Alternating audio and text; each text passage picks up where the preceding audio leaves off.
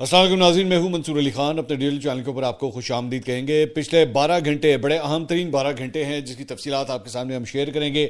کیا پاکستان اور بھارت کے درمیان ایک اور جنگ شروع ہونے والی ہے؟ کیونکہ بھارت کے اندر پچھلے 12 گھنٹے میں جو واقعہ پیش آیا ہے اس کے بعد بھارتی میڈیا اس کو کس طرح رپورٹ کر رہا ہے اور کیا باریک واردات ڈالی جا رہی ہے، یہ ساری تفصیلات ابھی تھوڑی دیر میں ہم آپ کے سامنے شیئر کریں گے۔ ہماری ریسرچ ٹیم نے بیسکلی انڈین چینلز کو مانیٹر کرتے ہوئے کافی حد تک ڈیکوڈ کیا ہے کہ بیسکلی وہ کاروائی کر کیا رہے ہیں اور کس طرح کیس بلڈ کرنے کی کوشش کر رہے ہیں پاکستان کے خلاف۔ تو اینڈ تک اس ویڈیو کو دیکھیے گا، چینل کو سبسکرائب کرنا مت بھولیے گا، بیل آئیکن پریس کیجئے، اگر آپ کو ویڈیو پسند آئے اسے لائک اور شیئر ضرور کیجئے گا۔ اچھا جی، میں دلی کے اندر جو واقعہ پیش آیا ہے اس کو تو ابھی تھوڑی دیر میں ہم آپ کے سامنے ڈیکوڈ کریں گے، آپ کو مختلف اسکرین شاٹس بھی دکھائیں گے کہ انڈین چینلز نے ایکچولی پچھلے 12 گھنٹے میں کس طرح رپورٹنگ کی ہے، اور ہمیشہ کی طرح ان کی 2 نمبر رپورٹنگ جو ہے ابھی تھوڑی دیر میں ہم اس کا تیا پانچا کر کے آپ کے سامنے رکھیں گے۔ لیکن سب سے پہلے جو ایکچوئل اصل واقعہ پیش آیا ہے وہ پاکستان کے اندر ایکچولی دہشت گردی کا واقعہ پیش آیا ہے، جس میں کوئی ڈاؤٹ ہی نہیں ہے کہ اس کے اندر انڈین انفلوئنس جو ہے وہ آپ کو کس حد تک نظر آتا ہے۔ آپ جانتے ہیں کہ افغانستان کے ساتھ جو ہے وہ پاکستان کی کشیدگی پچھلے کئی ہفتوں سے جاری تھی، مذاکرات ناکام ہو چکے ہیں۔ استنبول کے اندر 6 نومبر کو جو ہے وہ دوسرا راؤنڈ شروع ہوا تھا مذاکرات کا، لیکن وہ بے نتیجہ ختم ہو گیا اور مذاکرات جو ہے وہ فیل ہو گئے۔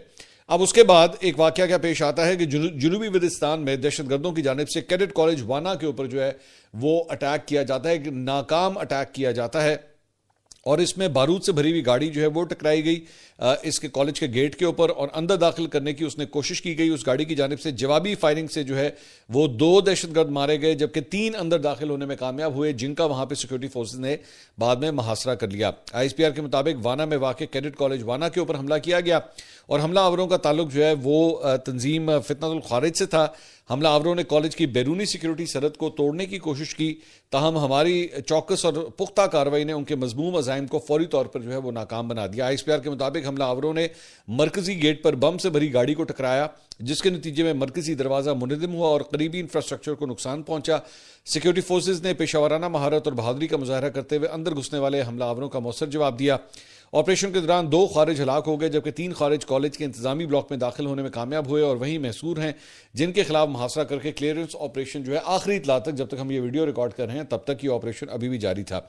ان دہشت گردوں نے ایک بار پھر وہی سفاکانہ واردات دہرانے کی کوشش کی جو 2014 میں آرمی پبلک اسکول پشاور میں انجام دی گئی تھی، اور واردات کا مقصد نوجوان نسل میں خوف و ہراس پھیلانا تھا، خصوصاً ان طالب علموں میں جو قبائلی علاقوں میں معیاری تعلیم حاصل کر کے اپنے اور اپنے معاشروں کا مستقبل بہتر بنانے کی کوشش کریں۔ This is an actual terrorist incident جو ایکچولی پاکستان نے فیس کیا ہے پچھلے 24 گھنٹے کے اندر۔ لیکن دوسری جانب انڈیا نے ایک فالس فلیگ آپریشن کس طرح کریٹ کرنے کی کوشش کی، اس کی ڈیٹیلز بھی جو ہے وہ میں آپ کے ساتھ شیئر کرتا ہوں۔ لیکن ساتھ ہی ساتھ ایک اور واقعہ بھی پیش آیا ہے، اور وہ بھی پچھلے 12 سے 24 گھنٹے کے دوران پیش آیا ہے، اور وہ ہے قومی کرکٹ ٹیم کے جو فاسٹ بالر ہیں نسیم شاہ، ان کی رہائش گاہ کے اوپر جو ہے وہ ایک فائرنگ کا واقعہ پیش آیا۔ ان کے گھر کے اوپر جو ہے وہ فائرنگ کی گئی ہے۔ ان کے اس واقعے میں گھر کے مین گیٹ، کھڑکیوں اور گاڑیوں کو نقصان پہنچا ہے۔ پولیس کے مطابق لوور دیر میں نسیم شاہ کے گھر پر یہ فائرنگ کا واقعہ پیش آیا، جس سے رہائش گاہ کے مین گیٹ، کھڑکیوں اور گاڑیوں کو جو ہے وہ نقصان پہنچا ہے۔ پولیس کے مطابق جائے وقوع پر جو ہے جیسی وہ پولیس پہنچی ہے، ملزمان جو ہے وہ وہاں سے فرار ہونے میں کامیاب ہو گئے، البتہ 5 مشتبہ افراد کو جو ہے اس واقعے کے بعد گرفتار کر لیا گیا ہے۔ پولیس کا کہنا ہے کہ واقعے کا مقدمہ تھانہ معیار میں درج کر لیا گیا ہے، اور ملوث افراد کی گرفتاری کے لیے جو ہے وہ کارروائی بھی جاری ہے۔ اب آ جائیے ذرا بھارت کی سائٹ پہ، میں ایک ایک کر کے جو ہے آپ کے سامنے چیزوں کو ڈیکوڈ کروں گا، آپ کے سامنے ساری چیزیں ہم ایک ایک کر کے رکھیں گے، پلیز اس کو فالو کیجیے گا کیونکہ ایک لمبی رپورٹ ہے جو ہم آپ کے سامنے پیش کرنے جا رہے ہیں۔ بیسکلی بھارت کے دارالحکومت نئی دلی میں لال قلعہ میٹرو اسٹیشن ہے، اس کے قریب یہ دھماکہ ہوتا ہے، اور اس میں 10 افراد ہلاک اور 24 افراد جو ہے زخمی ہوتے ہیں۔ انٹرسٹنگ بات یہ ہے کہ بھارتی میڈیا جو ہے وہ اسی لیے کہتے ہیں کہ بڑی یہ سینسیٹیو رپورٹنگ ہوتی ہے، تو ایک موقع کے اوپر جو ہے وہ جو مرنے والوں کی تعداد تھی وہ اس سے کئی زیادہ بتا دی گئی، بعد میں اسے دوبارہ کم کیا گیا۔ کم تعداد بڑھ تو سکتی ہے، بڑی بھی تعداد کم کس طرح ہو سکتی ہے، یہ مجھے نہیں سمجھ آئی کہ جرنلزم کے اندر یہ کس طرح الاؤڈ ہوتا ہے، لیکن انڈین میڈیا نے ایکچولی پچھلے 12 گھنٹے کے اندر یہ بھی کر کے دکھایا۔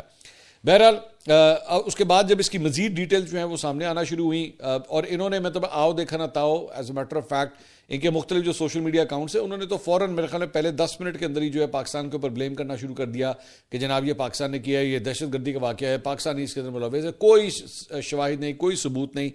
جو ایکچوئل ڈیٹیل پتہ لگی وہ یہ ہے کہ جی لال قلعہ میٹرو اسٹیشن کے گیٹ نمبر 1 کے قریب اشارے کے اوپر ایک گاڑی میں دھماکہ ہوا. اشارے کے اوپر گاڑی میں دھماکہ ہوا. فوری طور پر دھماکے کی نوعیت معلوم نہیں. اس کی پولیس نے اپنے ابتدائی بیان میں اسے کہا کہ جی یہ CNG سلنڈر کا دھماکہ تھا, اور اس کو انہوں نے بتایا, انہوں نے کہا جی CNG سلنڈر کا دھماکہ تھا. دلی فائر ڈپارٹمنٹ کے مطابق دھماکے کے بعد وہاں پہ آس پاس جو 8 گاڑیاں اور 3 رکشے کھڑے ہوئے تھے ان کو نقصان پہنچا. ہندوستان ٹائمز کے مطابق ایک سینئر پولیس افسر نے کہا کہ یہ دھماکہ سڑک پر چلتی ہوئی کار میں ہوا جو ریڈ سگنل کی وجہ سے سلو ہوئی تھی. دھماکے کے وقت گاڑی میں 3 افراد سوار تھے. موقع پر کوئی گڑھا نہیں ہے. اب یہ جو ایک مطلب پروف ہے نا اس بات کا کہ کوئی گڑھا نہیں ہے, وہ عام طور پہ جو IED ڈیوائس ہوتی ہے اگر وہ کسی گاڑی کے ساتھ نصب کی جائے اب وہ اس کا دھماکہ جہاں پہ بھی کہیں پہ ہوتا ہے وہاں پہ کریٹر بن جاتا ہے, ایک گڑھا بن جاتا ہے وہاں پہ, لیکن یہاں پہ کسی قسم کا جو ہے کریٹر وہاں پہ نہیں بنا. دھماکے کے وقت گاڑی میں میں نے آپ کو بتایا 3 افراد سوار تھے.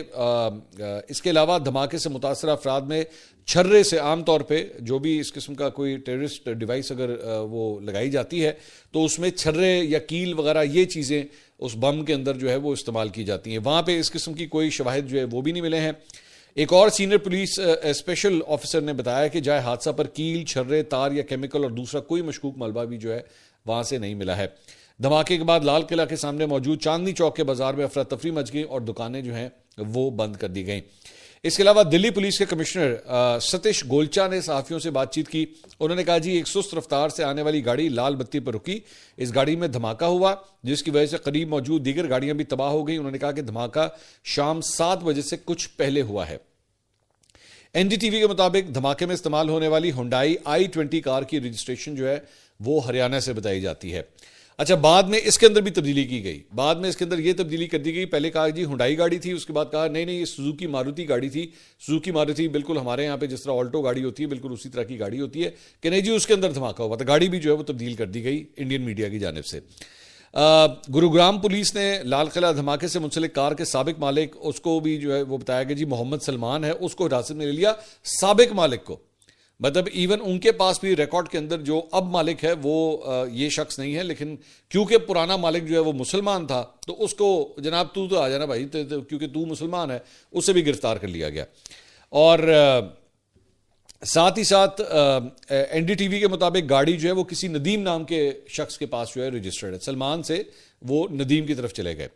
NDTV نے کہا کہ جی کار جو ہے وہ پلوامہ میں طارق نامی شخص کو فروخت کی گئی جس سے پلوامہ اور دلی میں بلاسٹ کا لنک جو ہے وہ ہو سکتا ہے. سو انہوں نے اب پلوامہ کو بھی جو ہے بیچ میں ڈال دیا. پلوامہ میں بھی اس سے پہلے ایک واقعہ پیش آیا تھا, اس کی وجہ سے بھی پاکستان کے خلاف جو ہے وہ پورا ایک بیانیہ بلڈ کیا گیا تھا. تو انہوں نے جناب اس کو پلوامہ کو اور دلی کے اس واقعے کو جو ہے آپس میں جوڑ دیا. NDTV کے مطابق اس وقت یہ واضح نہیں ہے کہ آیا طارق نے گاڑی کو کسی تیسرے فریق کو فروخت کیا یا نہیں کیا.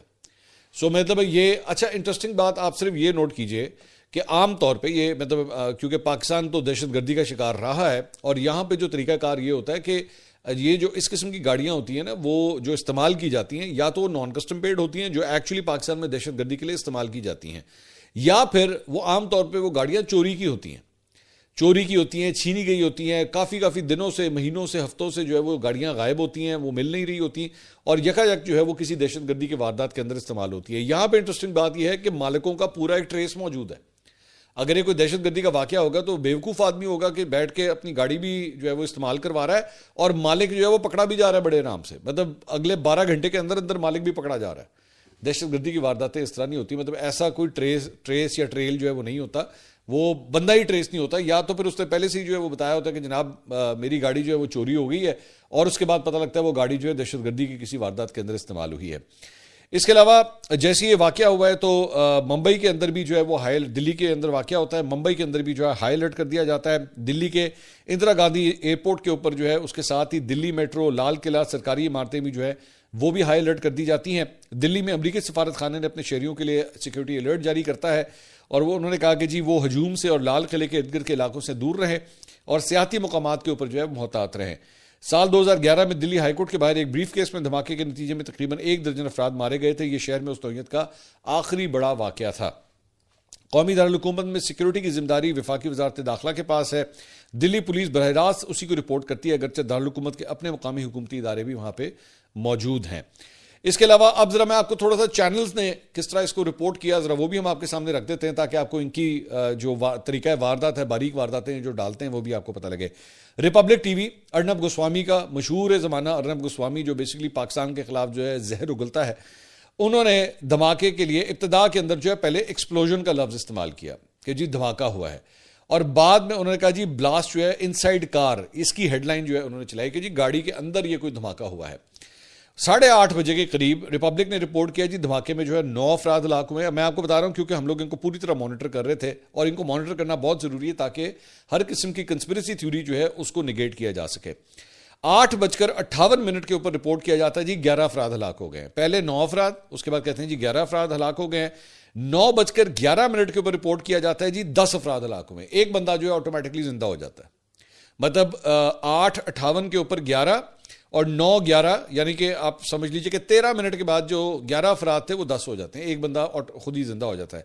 اس کے بعد 10:06 کے اوپر جو ہے تقریباً اپروکسیمیٹلی کوئی 1 گھنٹے کے بعد جو ہے رپورٹ کیا جی 13 افراد ہلاک ہو گئے۔ وہ جو 11 سے 10 ہوئے تھے وہ 10 سے 13 ہو جاتے ہیں، لیکن حیرت انگیز طور پہ